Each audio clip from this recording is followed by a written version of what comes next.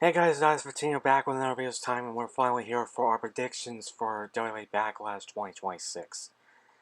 Yeah, the first pay-per-view after WrestleMania, again, tends to name the Backlash. Tampa, Florida, everything else going into this. Now, I can say my excitement for Backlash usually is I'm, I'm looking forward to it, even though there might be a few matches not excited for. That's my usual thing, but this year, I'm still excited for it. I'm still looking forward, but I will say my excitement's been soiled thanks to TKO.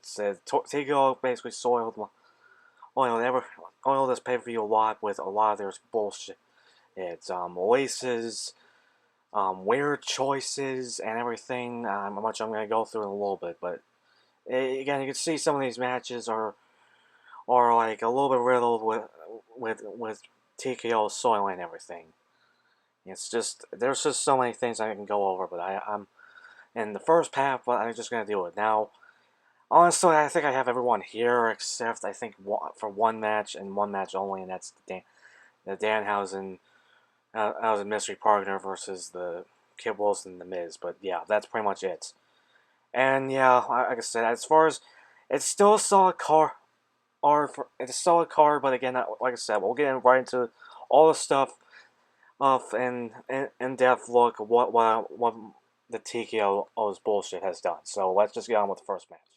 So the first match we're going over is one of the two matches that are going to be ESPN2 for the first hour. Then before they completely on the ESPN and eliminated app in general is going to be Seth Rollins versus Braun Breaker. Now I will say TKO didn't really oil this this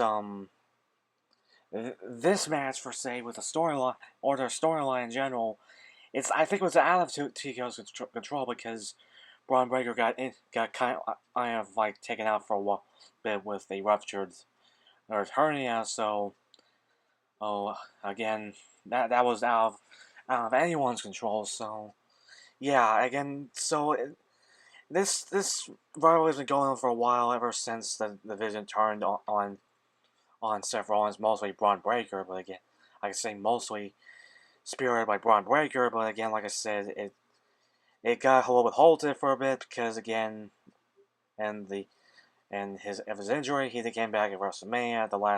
He got cleared at the last minute, which was too late, so he did appear and just basically cost Seth his match at WrestleMania match against Gunther, and now we're here and well again the storyline's pretty good. I think this is where this is going to end.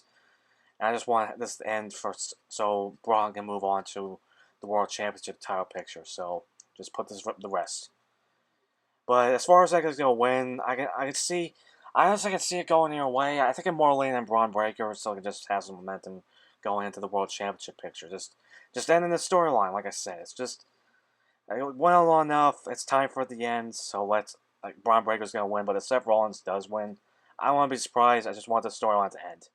And then for the final match for ES on the free hour is the United States Championship match with Trick Williams against Sami Zayn. Against him defending the new United States champion and then against the former champion. This is basically just a rematch. So yeah, again, this is a rematch from WrestleMania.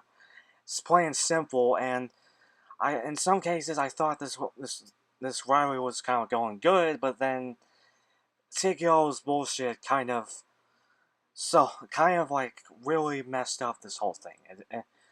And when they took the championship off of Carmelo Hayes and put on Sami Zayn, people are getting tired of Sami Zayn, as my brother would say. Even though I think it was mostly the crowd, but yeah, they kind of had the crowd turn against because of that. The crowd turned against Sami in some cases, even though again it was already happening. And then we had Trick Williams win at WrestleMania, and then they decided to keep going with it with the whole Gingerbread Man thing, including Sami destroying the Gingerbread Man costume. And then we had a funeral for the Gingerbread Man on SmackDown last night. It even closed out the show, which was just completely dumb. They had a little memorial slideshow thing with AI swap. It's just so lame. It's dumb, it's lame, and it's just really just put. It just turned this whole storyline to crap, and I just want this to end. The storyline to end, and so Trick can just move on, and that goes into my winner, and then it's just gonna be Trick to retain. I don't expect him to drop the championship here, and then Sammy's gonna go move on.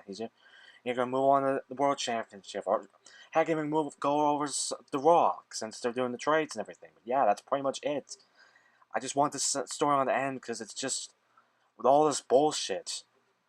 I just can't say I'm really excited, and this kind of goes into my current thoughts with WWE, but I'll leave that to another video. But let's move on to the next match, which will continue on the ESPN Eliminated. So on one of our first matches for the non-free the full just ESPN Eliminated version, basically. Again, very confusing at this point.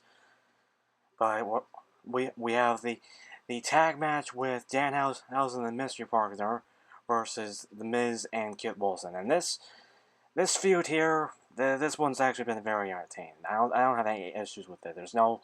There's this silliness and stuff, but it works for Danhausen. It honestly works for The Miz and Kit Wilson. It really does, and I just really don't. And I don't have any problem with this storyline. It's not like with the other ones where they literally just put the cringe on maximum. This one's just as fun and entertaining. But again, it's mostly because of Danhausen, but yeah. It's just this rivalry has been going on ever since Danhausen debuted, and he crossed paths with The Miz and cursed him, and the same thing with Kit Wilson, and he's been terrorizing ever since. Even calling the WrestleMania, with many Danhausens, even including with John Cena and everything, which it just came to this, which will probably end the storyline in general. Maybe, who knows? I honestly don't care. I honestly wouldn't mind it going a little bit further, but going on to who could be the Danhausen's mystery partner, there's been some rumors with John Cena stepping in the ring one more time. There's been other things could be possibly Kevin Owens because he has history with both Kit Wilson and The Miz. And there could be just a lot of things. There's even rumors it could be Joey Roll again, but who knows? So as far as I think it's gonna win, it's gonna be Danhausen and the mystery partner, for sure. That's how I think it's gonna happen. But yeah, that's pretty much it for this one. Now let's move on to one of the last two matches. The next match we have is the match we kind of all have been expecting, and that is Io Sky and versus Asuka. And the long storyline with between these two when the Boogie Warriors turned on Io and everything. We have Rhea, mostly with Rhea, and that storyline with them teaming up against the Kabuki Warriors, getting the tag titles, the tag titles and everything, and just so many things going into that storyline. And I can't say I'm very excited for this matchup because mostly thanks to TKO's bullshit. Because as if you guys remember a few weeks ago, and heck, even after WrestleMania, I think it was the week after WrestleMania, if I remember correctly, they did a round of releases, and one of those was the key player in the storyline is Kairi Sane. And yeah, well, it was the one big payoff we were expecting, and Kairi finally snapping, and finally when he turned on Asuka, and we were gonna have an Asuka on Kairi feud and everything.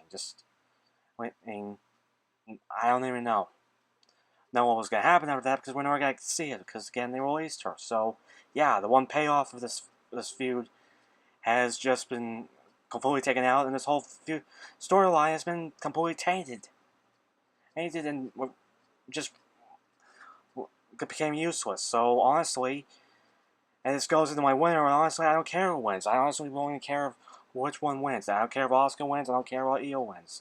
Honestly, I just want this storyline to end because it's just there's nothing important on it unless Kairi does return, or because maybe TKO changed their minds because of all the fan backlash. but I highly doubt that. So again, I'm just gonna pick Io to win to just end the storyline. But if Asuka wins, I honestly don't even care. And now let's go on to the main events, the one that didn't get tainted by TKO, which is finally the the world championship match with Roman Reigns against Jacob Fatu. Again, match I kind of honestly expected sooner in some cases, but I'm surprised it took so long with this one. But yeah, we're finally getting this here in Backlash. And this is the one storyline that has been tainted by TKO. It hasn't been has been doing cringe stuff. It hasn't been completely redundant by removing a key player in the storyline, or anything, or any stuff, or even any relevant with like injuries that was out of anyone's control. Again, this is one's just been solid, and yeah, even with Jacob Fatu getting one up on Roman doing the Tongan death grip.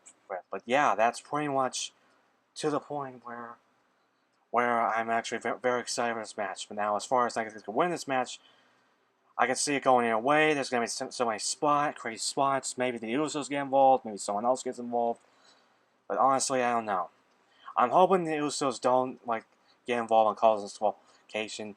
And stuff like that. But I can see them getting involved, but hopefully not cause disqualification and get the match thrown out. But as far as I think is going to win, well, it's obvious. The Tribal Chief, the LTC, is going to retain. As much as I want to see Jacob Fatu as world champion, this is not going to be the time, okay? Roman just won the title off of CM Punk at Mania, so I'm expecting him to have the title going out to SummerSlam, maybe even going up to next year, but yeah. Well, we'll see about that, but that's pretty much it for our predictions for Backlash 2026. Again, I was debating if I even wanted the predictions with all the sewing, all the bullshit that TKO's pulled that's kind of soiled and stuff. I was actually just thinking of just doing a review and that's it. But I still want to do a prediction just to give you my thoughts and some things here and there. But yeah, that's pretty much all this done. So remember to like this video, comment down below what you think of my predictions. Do you agree that the excitement for Backlash kind of got soiled thanks to TKO with all the bullshit, the releases, the bullshit, and all that other stuff? Please comment down below what you're thinking on all this stuff. Again, I'll go in more in depth with this whole TKO bullshit in an actual video, but subscribe, tap the bell, more videos coming soon. I really mean it. And this is Ice15, Fire Kicking out of here.